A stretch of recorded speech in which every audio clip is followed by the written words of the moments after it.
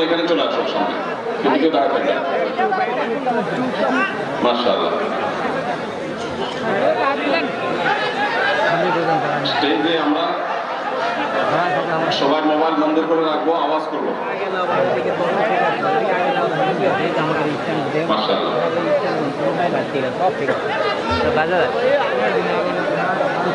এদিকে অনেক আওয়াজ শোনা যাচ্ছে, একটু আওয়াজ বন্ধ করি।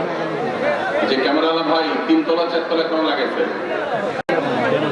এদিকে এক একজন এক একটা স্ট্যান্ডে 2টা 3টা করে ক্যামেরা কেন লাগাইছে?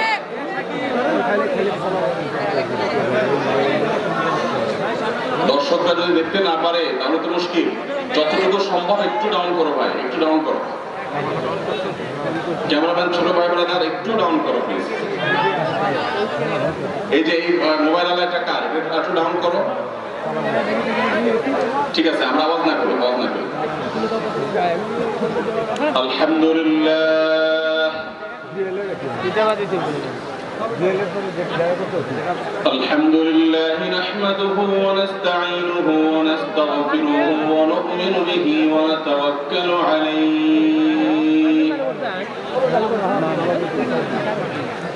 ونعوذ بالله من شرور أنفسنا ومن سيئات أعمالنا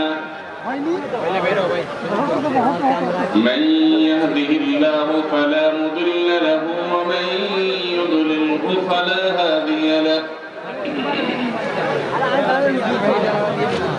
وأشهد أن لا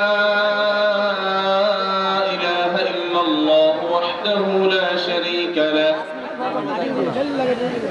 وأشهد أن محمدا عبده ورسوله أرسله بالحق بشيرا ونذيرا وداعيا إلى الله بإذنه وسراجا منيرا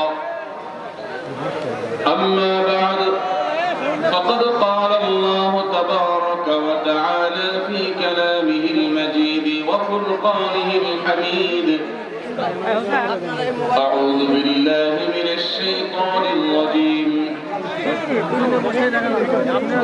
شهر رمضان الذي أنزل فيه القرآن هدى للناس وبينات من الهدى والفرقان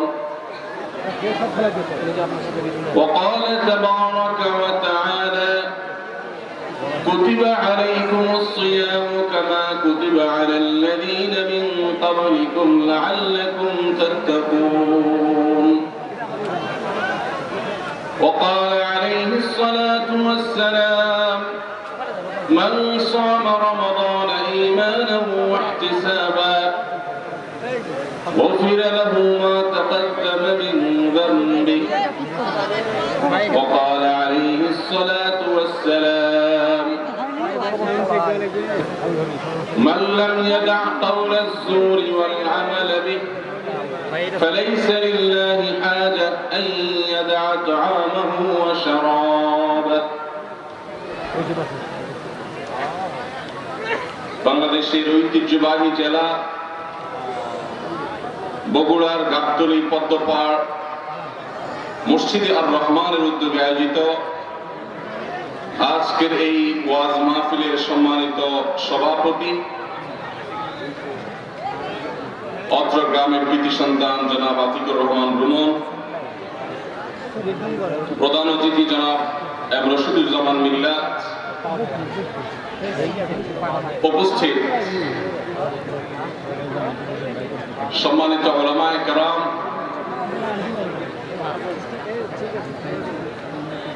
অত্র এলাকার মান্যগণ্য মুরব্বিয়ানে আযম এবং দূর দূরান্ত থেকে আগত আমার প্রাণ প্রিয়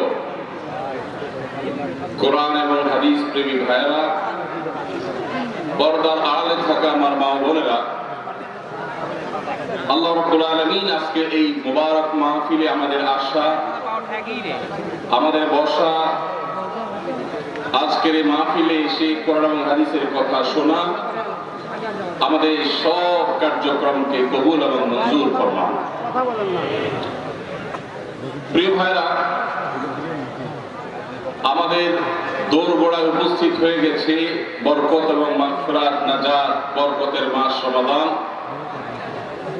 এই রমজান মাসের ফজিলত, এর মর্যাদা, এর তাৎপর্য, এর মাহাত্ম্য রমজানের আগে থেকেই আমাদেরকে রপ্ত করতে হবে।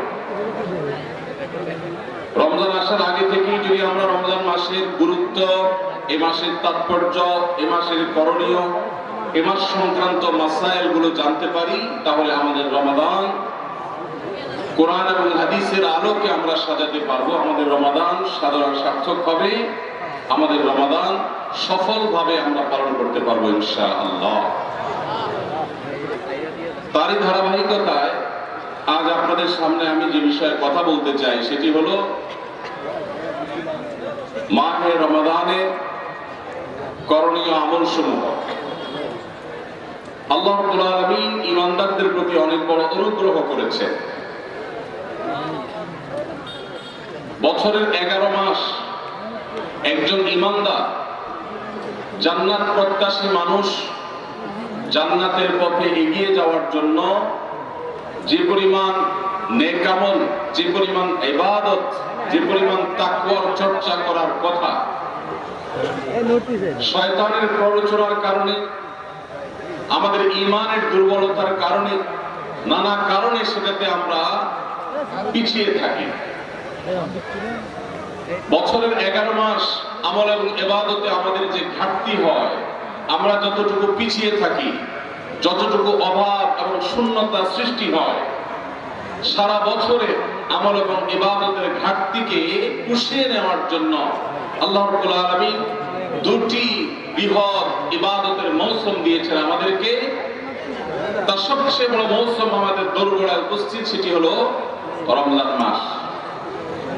আরেকটি ইবাদতের মৌসুম আছে বছরে, দ্বিতীয় বৃহত্তর ইবাদতের মৌসুম, যে সম্পর্কে আমাদের সমাজে খুব একটা জানাশোনাও নাই, সেটা হলো জিলহজের প্রথম 10 দিন, ইবাদতের আরেকটি মৌসুম। একজন ব্যবসায়ী যেরকম তার ব্যবসা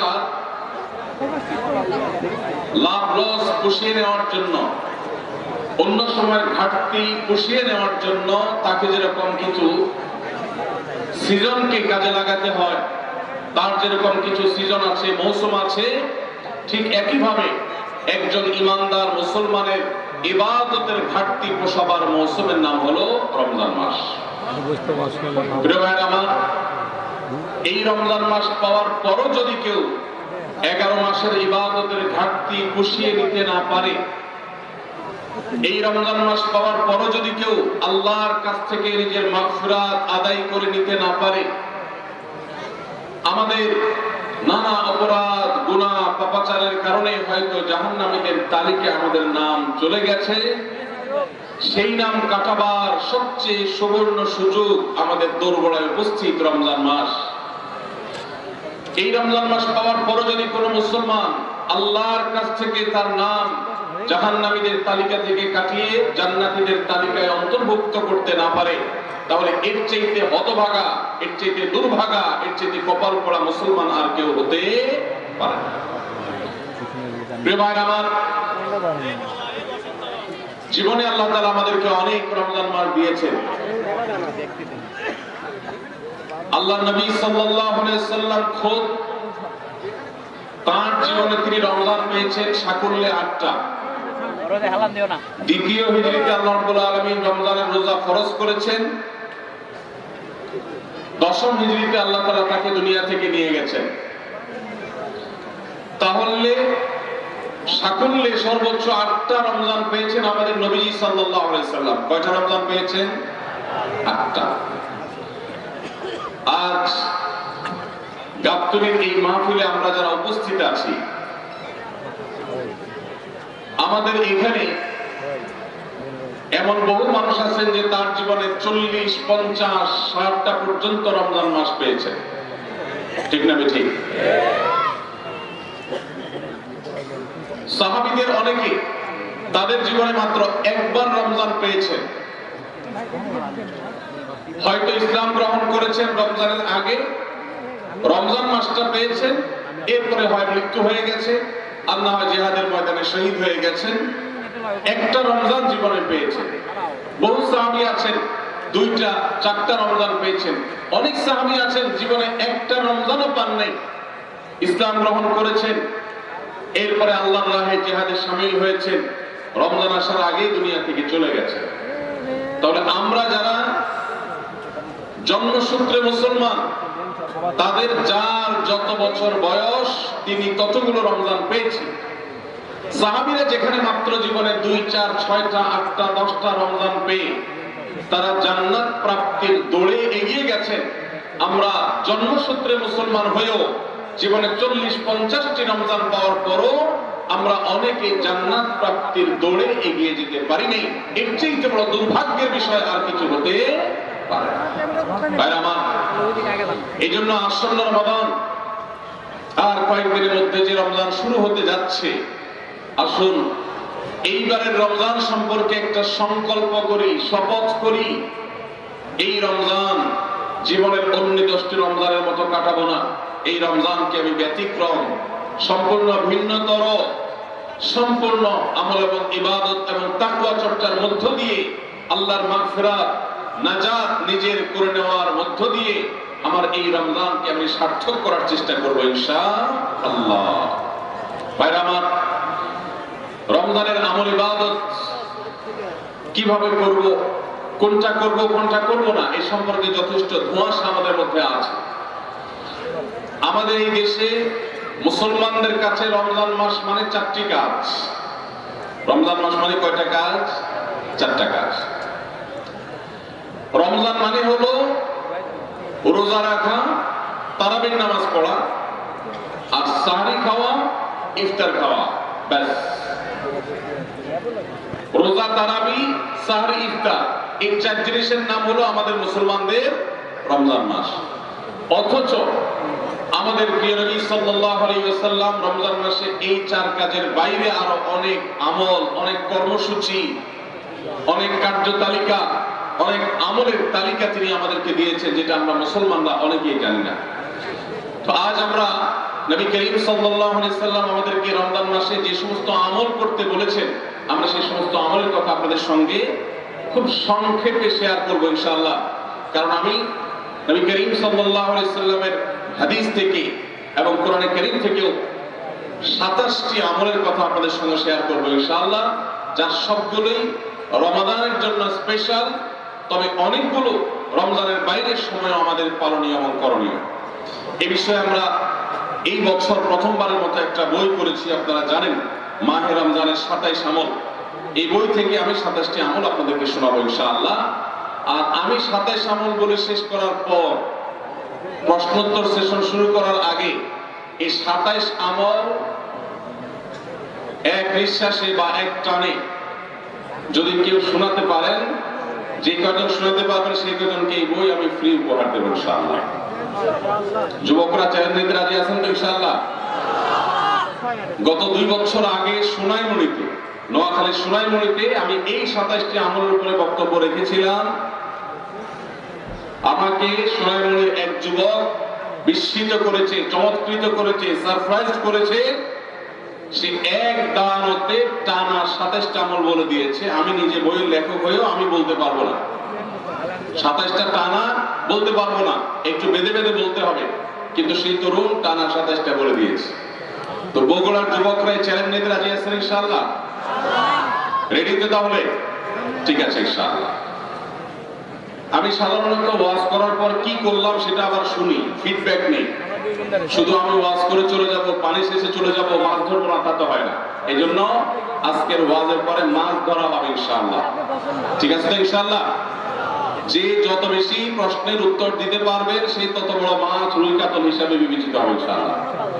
যদি আল্লাহ তাআলা আমাদেরকে মানুষ করে সৃষ্টি করেছেন, মাছের চেয়ে অনেক শ্রেষ্ঠ আমরা, শুধু বোঝার সুবিধার্থে বলা। আল্লাহ আমাদেরকে মনোযোগের সাথে শোনা এবং আমল করার তৌফিক দান করুন। ভাইরা আমার, রমাদান কেন্দ্রিক যে সমস্ত আমল, যে সমস্ত করণীয় আমাদের আছে, তার মধ্যে প্রথম করণীয় হলো শাবানের 29 তারিখে পশ্চিম আকাশে রমজানের চাঁদ তালাশ করা। এটা একটা আমল। কোন দিন চাঁদ তালাশ করবেন? শাবানের 29 তারিখ। এই বছর আমাদের দেশে শাবানের 29 তারিখ কবে হচ্ছে? রোজা কবে থেকে শুরু হচ্ছে? তাহলে 29শে শাবান সন্ধ্যায়, যেদিন থেকে রোজা হওয়ার সম্ভাবনা আছে, সেই দিন সন্ধ্যায় মাগরিবের আগে পশ্চিম আকাশের দিকে চাঁদ অনুসন্ধান করার চেষ্টা করে তাকাবেন। পশ্চিম আকাশে চাঁদ অনুসন্ধান করার জন্য যদি চেষ্টা করেন, একটু খোঁজার চেষ্টা করেন, চাঁদ দেখতে যদি পান তো ভালো, এমনকি যদি চাঁদ দেখতে নাও পান, চাঁদ দেখার চেষ্টা যে করেছেন এর কারণে আপনার আমলনামাতে সওয়াব লেখা হবে, একটা সুন্নত আদায় করার সওয়াব। ভাইরা আমার, আমরা আমাদের ছেলেবেলায়, আমাদের শৈশবে রমজানের আনন্দ আঁচ করতাম পশ্চিম আকাশের চাঁদ দেখে। ঈদের আনন্দের সূচনা এবং শুরুই হতো ঈদের চাঁদ দেখার মধ্য দিয়ে। এমন একটা সময় আমরা এখন এসে পৌঁছেছি যে সময়ে সবাই চাঁদ তালাশ করে, কিন্তু সেটা আকাশে না, ফেসবুকে। ঠিক না ঠিক? চাঁদ কি ফেসবুকে উঠে না আকাশে উঠে? তাহলে সবাই যদি ফেসবুকে চাঁদ তালাশ করেন, আকাশে চাঁদ দেখবে কে? ও ইসলাম ফাউন্ডেশনের হেলাল কমিটি, চাঁদ দেখা কমিটির কিছু মানুষ, তাদের উপরে নির্ভর করে 18-20 কোটি মানুষ তারা ফেসবুকে তাকায় আছে। এটা খুবই দুর্ভাগ্যজনক একটা বাস্তবতা। নবী করিম সাল্লাল্লাহু আলাইহি ওয়াসাল্লামের হাদিসটা আমরা লক্ষ্য করি, তিনি বলেছেন, সুমু লিরুইয়াতিহি ওয়া আফতিরু লিরুইয়াতিহি। তোমরা চাঁদ দেখে সিয়াম সাধনা করবে, চাঁদ দেখে রমাদান উদযাপন করবে, চাঁদ দেখে রমাদানের ইবাদত বন্দেগী করবে, আর চাঁদ দেখে তোমরা ঈদ উদযাপন করবে। চাঁদ দেখে তিনি আমাদেরকে রোজা। ভাইরা আমার, বিলুপ্ত হওয়া মৃত প্রায় সুন্নাহগুলোর মধ্যে থেকে একটা হলো চাঁদ তালাশ করার সুন্নাহ। এটা ফরজে কিফায়া, মুসলিম সমাজের কেউ যদি না করে সবাই গুনাহগার হবে। এটা খুবই রিস্কি একটা বিষয়, দুর্ভাগ্যজনক একটা বিষয় যে 20 কোটি মানুষের রমজান মাত্র মুষ্টিমেয় কয়েকজন মানুষের দেখার উপর নির্ভর করবে।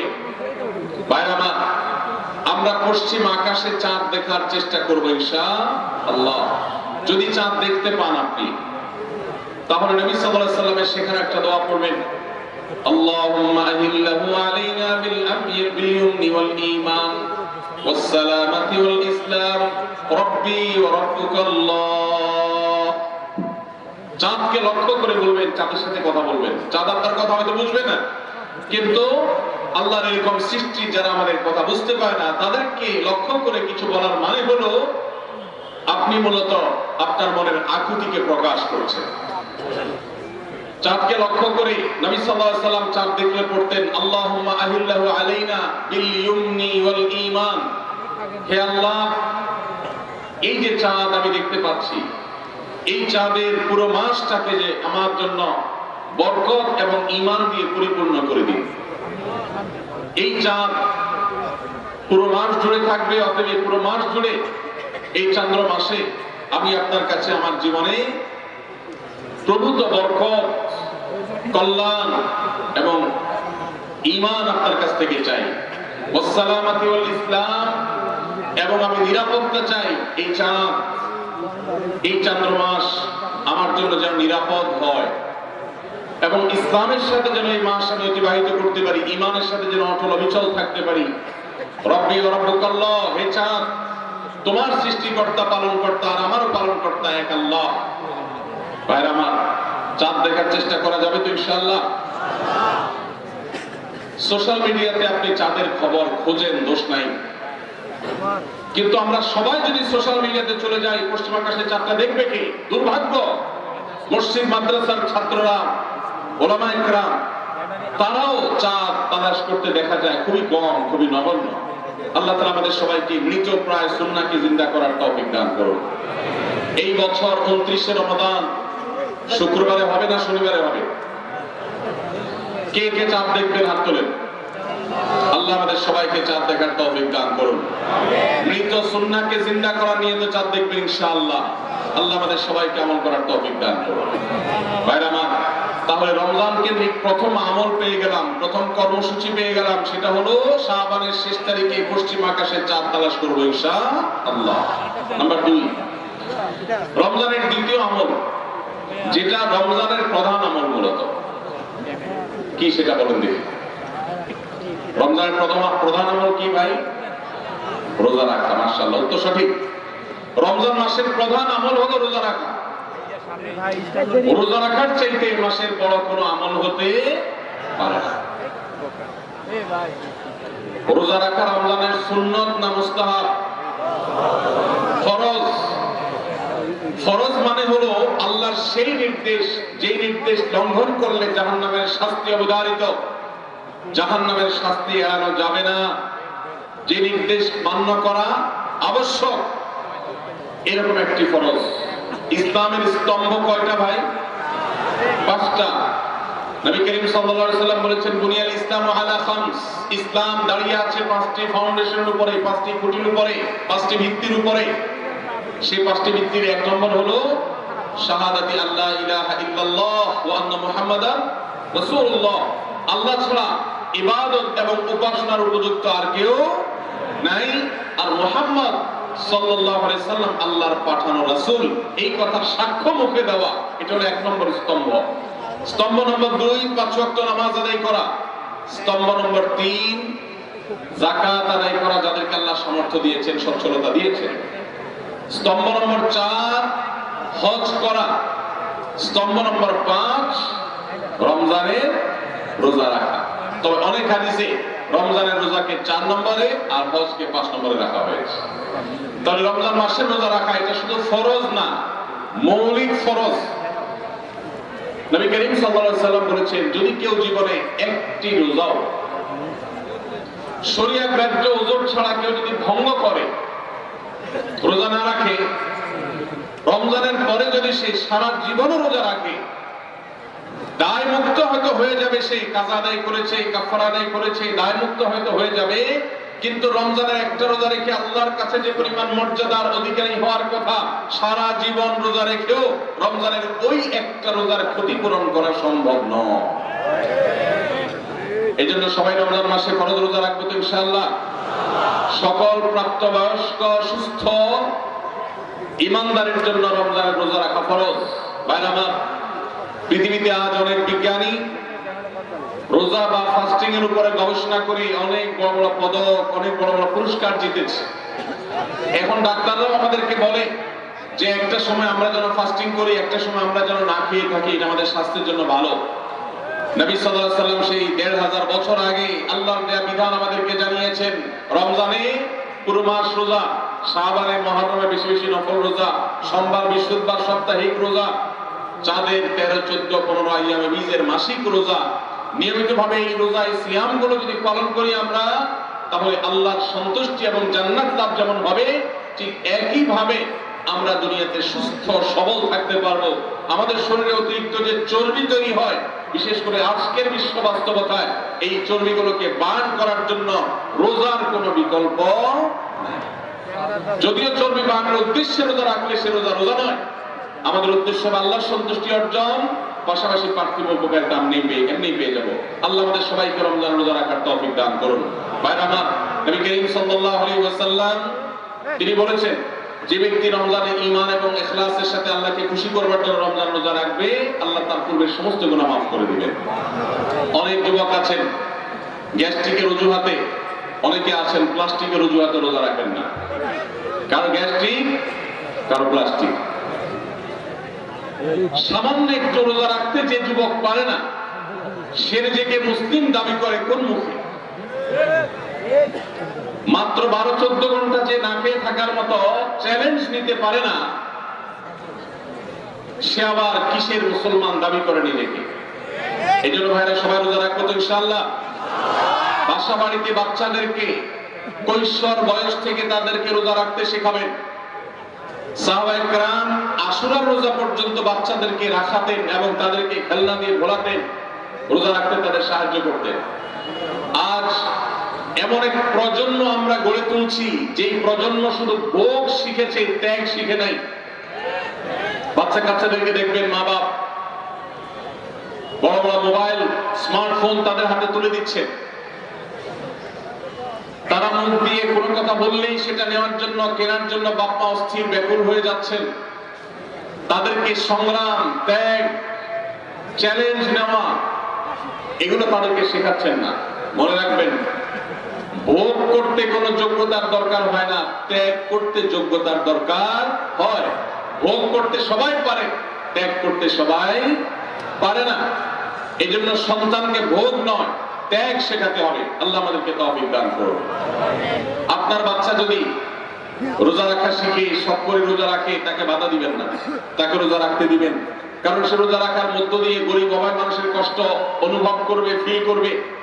সে রোজা রাখার মধ্য দিয়ে আল্লাহর নৈকট্যের ফিলিংস তার মধ্যে আসবে, ইসলামের সংস্কৃতিকে সে অনুভব করবে, আঁচ করবে।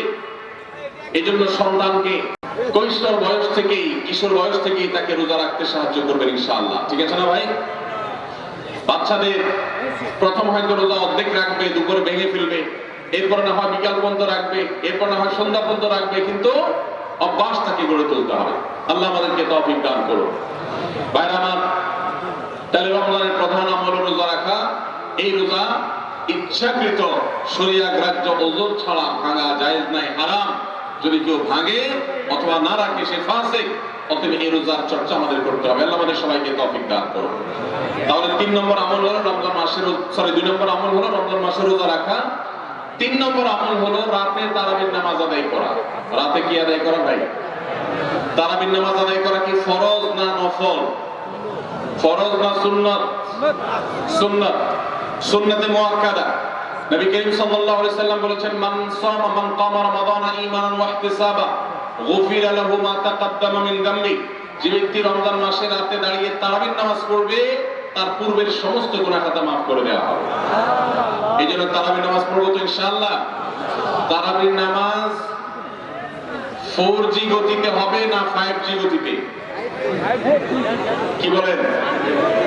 4G না 5G? ভাইরা আমার, তৌফিক দান করুন।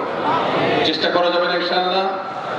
ভাইরা আমার, আল্লাহ রাব্বুল আলামিন নামাজের ক্ষেত্রে হুলস্থুলতা পছন্দ করেন না। যার নামাজ যত বেশি, সাহরি খাওয়া এটা রমজানের একটা আমল। আপনি সারা বছর লাঞ্চ করেন, ডিনার করেন, দুপুরের খানা খান, রাতের খানা খান, সকালে ব্রেকফাস্ট নাস্তা করেন, কিন্তু এর পুরোটা ইবাদত হয় না, এর কারণে আপনি সওয়াব পাবেন না। কিন্তু রমজান মাসে ভোর রাতে ঘুম থেকে উঠে যে আপনি খাবার খাবেন, এই খাবার খাওয়ার জন্য যে উঠলেন এবং খাইলেন, এর কারণে আপনার অ্যাকাউন্টে আপনার আমলনামা আল্লাহ তাআলা সওয়াব জমা করে দিবেন। আপনি রিওয়ার্ড পাবেন, বিনিময় পাবেন। কেন? কারণ নবী করিম সাল্লাল্লাহু আলাইহি সাল্লাম বলেছেন, তাসাহহারু ফাইন্না ফিস সাহুরি বারাকা। তোমরা সাহরির খাবার খাবে ভোর রাতে। রোজার মাসে রোজা রাখতে গিয়ে সাহরির খাবার খাবে কেন? কারণ সাহরির যে খানা, এই খানাতে আল্লাহ তাআলা বরকত রেখেছেন। এই খানা খাইলে তার জন্য আমাদের স্পিরিচুয়াল, আধ্যাত্মিক বিভিন্ন রকমের উপকারিতা আল্লাহ তাআলা এর মধ্যে নিহিত রেখেছেন। এর মধ্যে খাদ্য শক্তি আছে, আমাদের এনার্জি হবে শরীরে, রোজা রাখতে সহজ হবে। এর পাশাপাশি সাহরির খাবারে আলাদা একটা বরকত আছে, শেফা, বহুবিধ উপকারিতা আমাদের শরীরে, আমাদের মনের জন্য আল্লাহ তাআলা রেখেছেন। এই জন্য সাহরি খাওয়াটা আলাদা একটা ইবাদত। যদি আপনার সন্ধ্যা রাত্রে বেশি খাওয়া হয়ে যায়, সাহরিতে খানা খাওয়ার মতো মুড না থাকে, অন্তত এক ঢোক পানি, একটা খেজুর, সামান্য কিছু খেয়ে হলেও আপনি সাহরি খাবেন এবং তাতে আপনি সওয়াব পাবেন। কোনো কারণে যদি সাহরি খেতে না পারেন, রাতে উঠতে পারেন নাই, অ্যালার্ম বাজছে কিন্তু শুনেন নাই, উঠে দেখেন ফজরের আযান হয়ে গেছে, তাহলে ওই দিনের রোজা কি হবে নাকি হবে না? হবে। মাশাআল্লাহ, বগুড়া মানুষ মাসালা জানে, দেখা যায় রোজা হয়ে যাবে ইনশাআল্লাহ। কারণ এই সাহরি খাওয়াটা ফরজ না ওয়াজিব না, এটা সুন্নাত। সুন্নাত ছুটে গেলে ইবাদত হয় না, ব্যাপারটা সেরকম না। 5 নম্বর আমল হলো, সাহরি তো খাবো ঠিক আছে, কিন্তু সেটা শেষ সময় খাওয়া, দেরিতে খাওয়া। সাহরি কি আগে খাবেন না শেষের দিকে খাবেন? শেষের দিকে। কেন? কারণ নবী করিম সাল্লাল্লাহু আলাইহি সাল্লাম বলেছেন, লা ইয়াজালুন নাসু বিখাইরিন মা আজ্জাল ফুতুর ওয়া আখারুস সাহুর। এই উম্মত, মুসলিম জাতি ততদিন পর্যন্ত কল্যাণের উপর প্রতিষ্ঠিত থাকবে, তারা কল্যাণকে স্পর্শ করতে পারবে যতদিন পর্যন্ত তারা সাহরি তাড়াতাড়ি খাবে না দেরিতে খাবে? দেরিতে খাবে। আর ইফতার তাড়াতাড়ি খাবে। তাহলে সাহরি দেরিতে খাওয়া হলো সুন্নাত। আমাদের দেশে গ্রামে অনেক মুরব্বীরা এখনো আছে, রাত 12টা 1টা 2টা বাজে সারি খেয়ে শুয়ে থাকে। তারা চিন্তা করেন পরে খাইতে গেলে আবার বর্ডার ক্রস হয়ে যায় কিনা, সীমা লঙ্ঘন হয়ে যায় কিনা, রিস্ক নেওয়ার দরকার কি, এই জন্য 12টার সময় খেয়ে রাখি। এটার কারণে সাহারি খাওয়ার সওয়াব পাবেন ঠিকই, কিন্তু দেরিতে সাহারি খাওয়ার যে সুন্নাত, সেই সুন্নাত আদায় হবে না। এই জন্য দেরিতে খাওয়া। দেরিতে খাওয়ার মানে আবার এরকম দেরি না যে আপনি আর মুয়াজ্জিন সাহেব দুজন কম্পিটিশন করছেন, আপনার হাতে খাবারের প্লেট আর মুয়াজ্জিনের হাতে মাইক, আপনি আগে শেষ করেন আর মুয়াজ্জিন আগে আযান দিবে, কম্পিটিশন চলছে। এত দেরি করে একেবারে লাস্ট মিনিট পর্যন্ত খাওয়া সুন্নাত নয়। কথা কি বুঝাতে পারছি? কয়েক মিনিটের গ্যাপ রেখে তারপরে খাবার শেষ করবেন, কারণ নবী করিম সাল্লাল্লাহু আলাইহি ওয়াসাল্লাম সাহরি খেয়ে শেষ করে ফজর নামাজ শুরু করতেন, এর মধ্যে 50টা আয়াত পড়ার মতো গ্যাপ রাখতেন, অর্থাৎ প্রায় 10 মিনিটের মতো একটা গ্যাপ থাকতো। এই জন্য আমরা একটা গ্যাপ রেখে তারপর সাহরি শেষ করব। অর্থাৎ ফজরের আযান যদি হয় উদাহরণস্বরূপ 5:25 বা 30-এ, তাহলে আমরা 2-4 মিনিট আগে সাহরিকে শেষ করবো ইনশাআল্লাহ। তাহলে সাহরি দেরি করে খাওয়া, শেষের দিকে খাওয়াটা সুন্নাত। আল্লাহ আমাদেরকে আমল করার তৌফিক দান করুন। রমজান মাসে সাহরির নামে একটা নতুন নাটক শুরু হয়েছে এই দেশে, সেটার নাম হলো সাহরি পার্টি। আপনারা শুনেছেন? বিশেষ করে শহরের ছেলেপেলেরা, ইউ পোলাপান, তারা আজকাল ভোর রাতে বন্ধু বান্ধব সহ রেস্টুরেন্টে গিয়া সাহরি পার্টির আড্ডা বাইর করছে। শয়তানি এবং ফাইজলামির আর কোনো জায়গা নেই। দুনিয়ার আকাশ থেকে ডেকে ডেকে বান্দাকে ক্ষমা করেন, এই সময়টাতে আড্ডাবাজি করা এটা হতভাগা ছাড়া আর কারোর কোনো কাজ হতে পারে না। এরপরে 6 নম্বর আমল হলো ইফতার করা। রোজা রেখেছেন কিন্তু ইফতার করেন নাই, রোজা হয়ে যাবে কিন্তু সুন্নাত আদায় হবে না। এজন্য ইফতার করা একটা সুন্নাত। আল্লাহ তাআলা আরহামুর রাহিম, এমন একটা মাস রমজান মাস, সারা বছর কিন্তু আমরা নাস্তা করি, সারা বছর যেটা নাস্তা করি রমজানে সে নাস্তাই করি। পার্থক্য হলো সারা বছর নাস্তা করি সকালে, রমজান নাস্তা করি সন্ধ্যায়। মানুষ দীর্ঘ সময় না খেয়ে থাকার পরে যে খাবার খায় সেটাকেই ব্রেকফাস্ট বলে, সেটাকেই নাস্তা বলে। আরবিতে যে ইফতার বলা হয়, এই ইফতার শব্দের অর্থ কিন্তু নাস্তা। ইফতার শব্দের অর্থ কি? নাস্তা। সারা বছর নাস্তা খেলে কোনো সওয়াব হবে, কিন্তু রমজান মাসে আপনি যদি সারাদিন উপবাস থাকার পর সন্ধ্যায় ব্রেকফাস্ট করেন অর্থাৎ ইফতার করেন, তাহলে আল্লাহ তাআলা আপনাকে সুন্নাত পালন করার সওয়াব দিবেন। এজন্য ভাই, ইফতার করা একটা সুন্নাত। 7 নম্বর, ইফতার আবার তাড়াতাড়ি করা আরেকটা সুন্নাত। এটা 7 নম্বর আমল, ইফতারটা একটু তাড়াতাড়ি করা। তাড়াতাড়ি করা মানে কি? সূর্য ডোবার 2-4 মিনিট আগে। কি বলেন? তাহলে তাড়াতাড়ি কেমন হলো? তাড়াতাড়ি মানে হলো সূর্য ডোবার সাথে সাথে করা, বিলম্ব বা দেরি না করা। নবী করিম সাল্লাল্লাহু আলাইহি ওয়াসাল্লামের হাদিস আবার আমরা স্মরণ করি, তিনি বলেছেন, লা ইয়াজালুন নাসু বিখাইরিন মা আজ্জালুল ফুতুর ওয়া আখারুস সুহুর।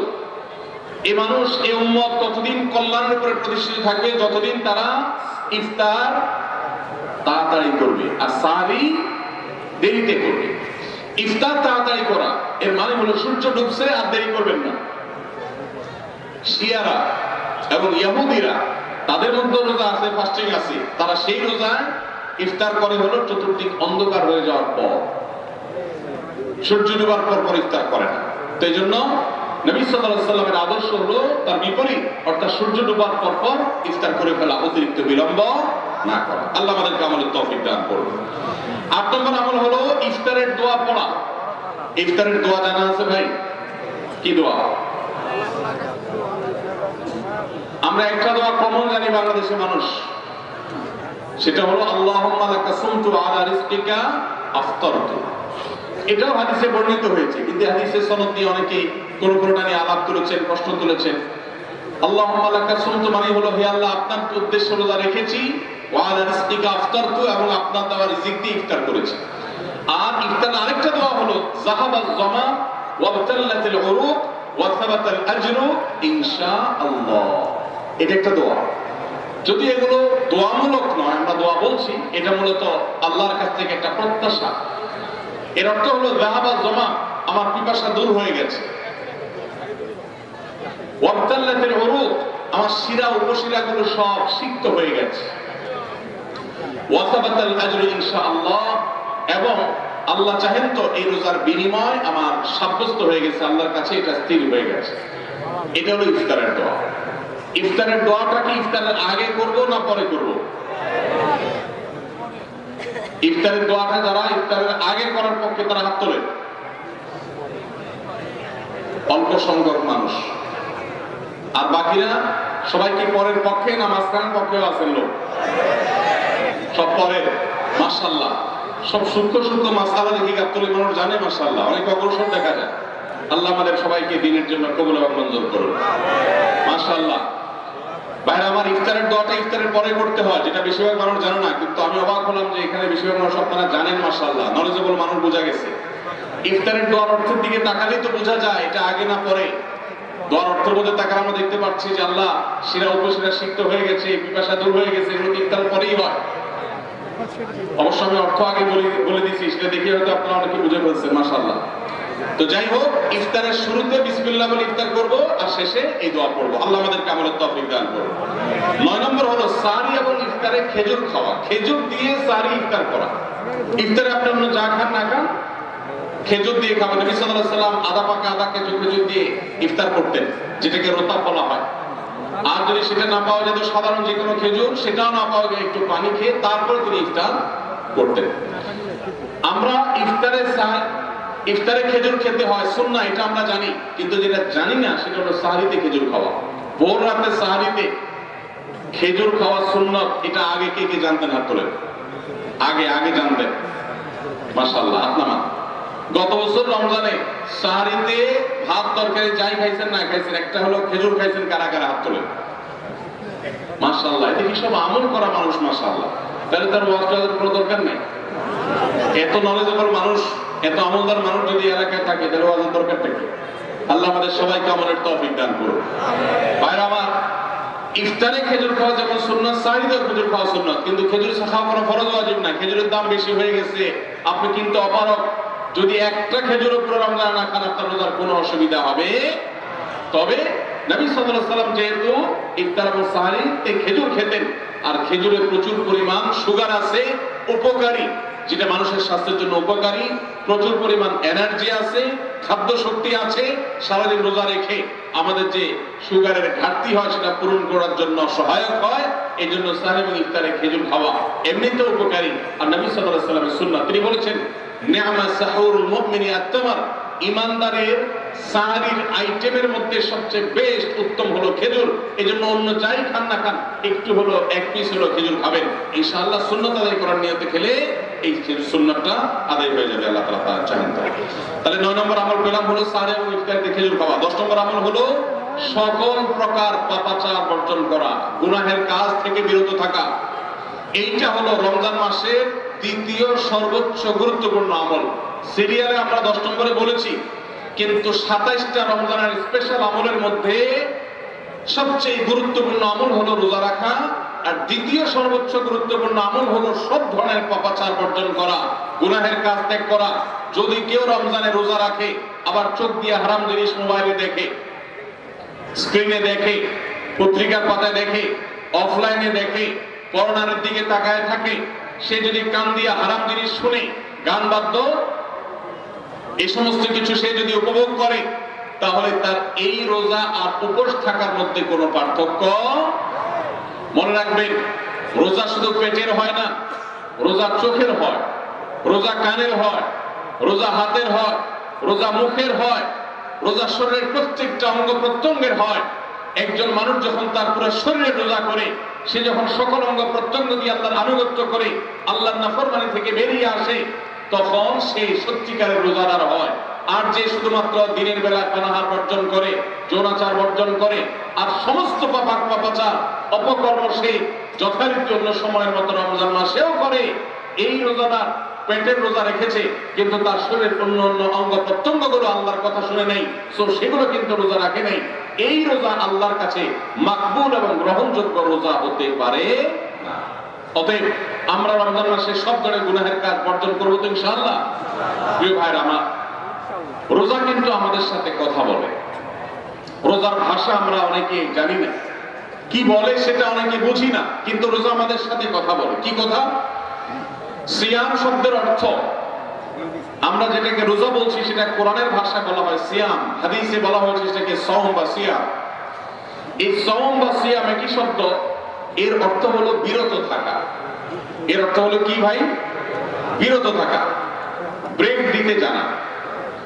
আল্লাহ রাব্বুল আলামিন রোজার মতো ইবাদত দিয়েছেন আমাদেরকে জীবনে ব্রেক দেওয়ার অভ্যাস গড়ে তোলার জন্য। আমরা যেন ব্রেক দিতে শিখি, আমরা যেন থামতে শিখি, আমরা যেন নিজেদেরকে নিয়ন্ত্রণ করতে শিখি। ইসলামের যে বৈশিষ্ট্য, ইসলামের যে বিউটি, ইসলামের যে সৌন্দর্য, সেটা হলো ইসলাম পৃথিবীর মানুষকে আত্মনিয়ন্ত্রণ করবার কথা বলে। আজ ভোগবাদী পৃথিবীর যেদিকে তাকাবেন, চতুর্দিকে দেখতে পাবেন শুধু ভোগের হাতছানি। দুনিয়াটা মস্ত বড়, খাও দাও আর ফুর্তি করো, শুধুমাত্র ফুর্তি ফুর্তি এবং ফুর্তি, ভোগ এবং ভোগ এবং ভোগ। গোটা পৃথিবী আপনাকে ভোগের কথা বলবে, ত্যাগের কথা বলবে না। ইসলাম আপনাকে ত্যাগের কথা বলে। আপনি ঈদ উদযাপন করবেন, ঈদ উল ফিতর, সেখানে পর্যন্ত ইসলাম বলে আগে গরিবের বাসায় ফিতরা পৌঁছাবে, তারপর তুমি ঈদগাহে যাবে, ঈদের আনন্দ করবে। আপনি কোরবানির ঈদে পশু জবাই করে গোশত খাবেন, উৎসব করবেন। ইসলাম বলে ভালো কথা, তুমি উৎসব করবে, তোমাকে উৎসব করতেই দেওয়া হয়েছে, কিন্তু আগে গরিবের বাসায়ও এই গোশত পাঠাবে ঈদের, সেটা নিশ্চিত করবে, তার পাশাপাশি তুমি ঈদ উদযাপন করবে। আমরা যে রমজানের রোজা রাখি, এই রোজা আমাদেরকে বিরত থাকার কথা বলে। সেই বিরত থাকাটা কি? সেটা হলো আমরা যখন রোজা রাখি আমাদের পিপাসা হয়, আমাদের ক্ষুধা লাগে, পিপাসা হয়, আবার হাতের সামনে হয়তো পানিও আছে। আমার ক্ষুধা লাগে, হাতের সামনে হয়তো খাবারও আছে, কেউ দেখছেও না, সিসি ক্যামেরাও নেই, বদ্ধ রুমে কক্ষের মধ্যে, কিন্তু আমি রোজাদার। কোন রোজাদার রোজার মধ্যে খায়, পান করে? কেন? কারণ সে জানে আল্লাহ নিষেধ করেছে। আমরা যখন ইফতার সামনে নিয়ে বসে থাকি সন্ধ্যাবেলা, ভাইরা আমার, সারা বছর নাস্তা তো আল্লাহ তাআলা কম হোক বেশি হোক সবাইকে করার তৌফিক দেন। আমরা সবাই তো কম বেশি নাস্তা করি। সারা বছর 800 আইটেমের নাস্তা দিয়েও আপনি খাবার গ্রহণ করেন, সকালের ব্রেকফাস্ট আপনি খান। ইফতারের সময় মাত্র 2-4টা আইটেম নিয়ে বসে থেকে আযানের জন্য, সূর্য ডোবার জন্য যে অপেক্ষা করেন, ওই অপেক্ষার সময় যে অবর্ণনীয় স্বাদ আর তৃপ্তি পাওয়া যায়, পৃথিবীর সমস্ত খাদ্য গ্রহণের মধ্যেও এই তৃপ্তি বা স্বাদ নাই। নবী সাল্লাল্লাহু আলাইহি ওয়াসাল্লাম সেজন্য বলেছেন, লিসাইমি ফারহাতান, রোজাদার ব্যক্তিকে দুটি আনন্দ দেওয়া হয়, ফারহাতুন ইনদা ফিতরি ওয়া ফারহাতুন ইনদা লিকাই রাব্বি। একটা আনন্দ হলো ইফতারের সময়, অবর্ণনীয়, ভাষায় প্রকাশ করবার অযোগ্য। কি ভালো লাগা কাজ করে, ইফতারের জন্য আমরা বসে আছি, খাবার সামনে আছে, রকমারি শীতল শরবত সামনে আছে, রকমারি খাবারের পসরা সাজানো আছে টেবিলে, দস্তরখানে, এদিকে পেটে ক্ষুধাও আছে, কিন্তু আমরা মিনিট গুনছি, আমরা